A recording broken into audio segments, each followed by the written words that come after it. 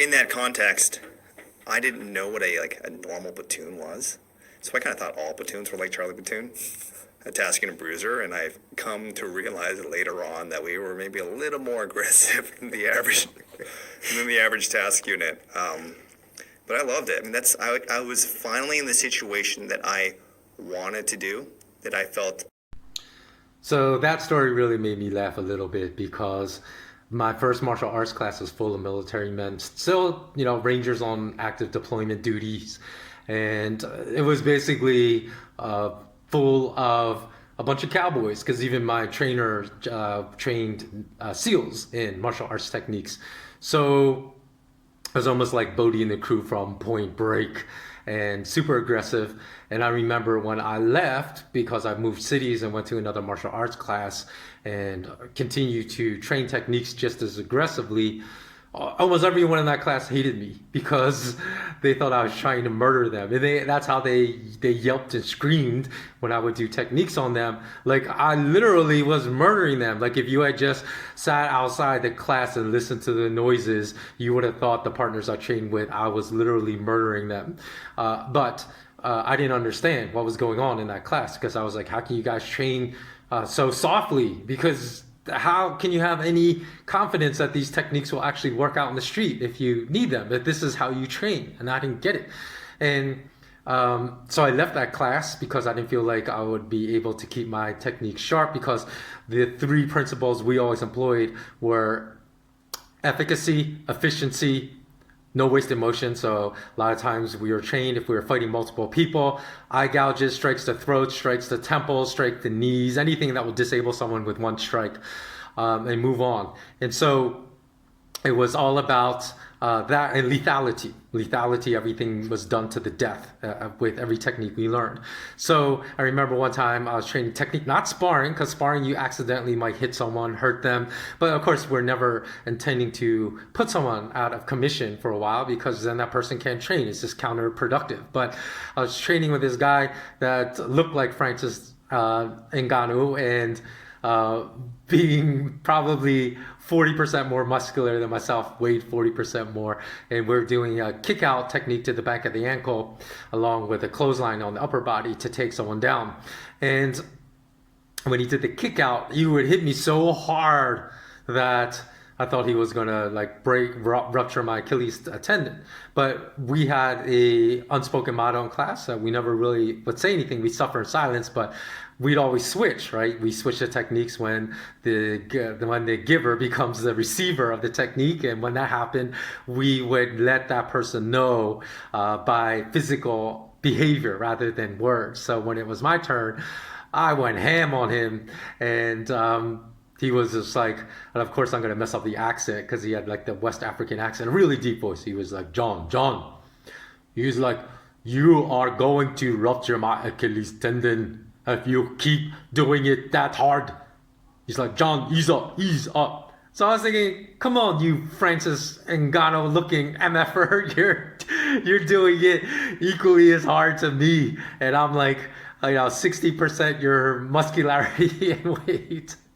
So that story, and also my black belt test, I was reminded of that by Jonny Kim's story, because during my test, I thought my teacher didn't like me because he sent two guys after me during the sparring portion of my exam, when every other black belt I had observed test for that black belt before me had only had to spar with someone of a higher rank than them, a first dan black belt. Whereas he sent a black belt, which I knew I had to spar, and then 90 seconds in, he sent a second person to spar, to also fight me. And I didn't take the unexpected. I don't think it was actually the fact that I had to fight two people. It was the fact that I just wasn't expecting it.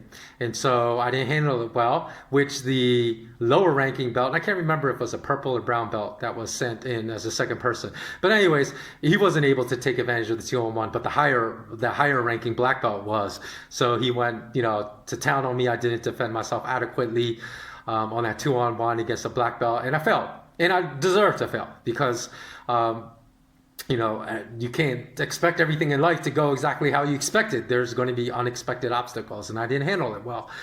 And at first, when things like that would happen with regularity, I thought my sensei had something out for me. He didn't like me. But it was actually because he told me when I left that he actually had a fondness for me more than the other students, because he said he saw something in me that he thought he could develop at a higher level than other students. So that's why he was harder on me. And that's just, what we grew up in that kind of environment, not understanding that everyone in life is not that aggressive. But it's a very good lesson because it serves you well in life.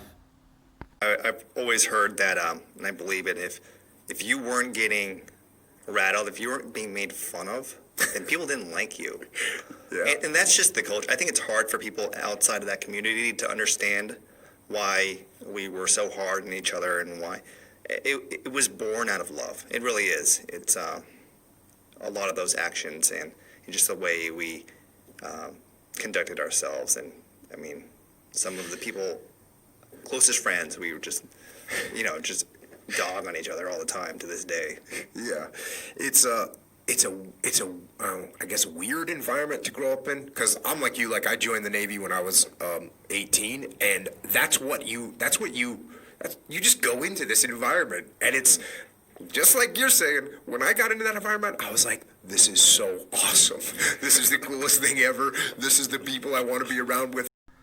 So the funny story about that type of environment is that also, because I told you my first martial arts class and instructor were all military personnel, I experienced the same thing.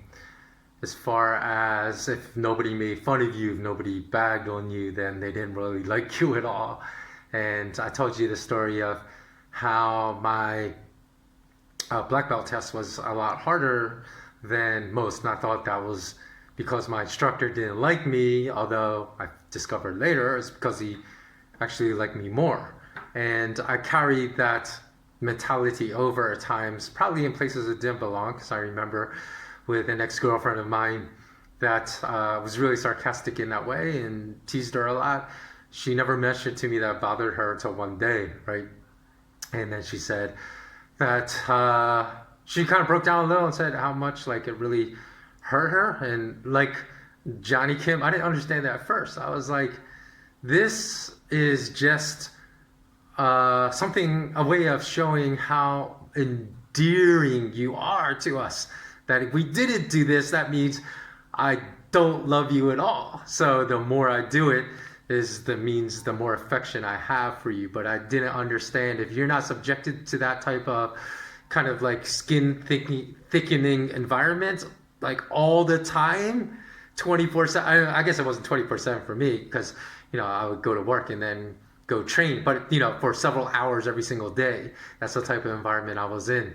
And I didn't understand how other people would not appreciate that kind of constant razzing. So when I heard Johnny tell that story, I kind of laughed as well. Okay, so this is the brief interlude of the day. I'll be back to regular podcasts, posting regular podcasts soon. But I hope you enjoyed those stories, because I enjoyed listening to Johnny's stories immensely. Okay, bless up, everyone.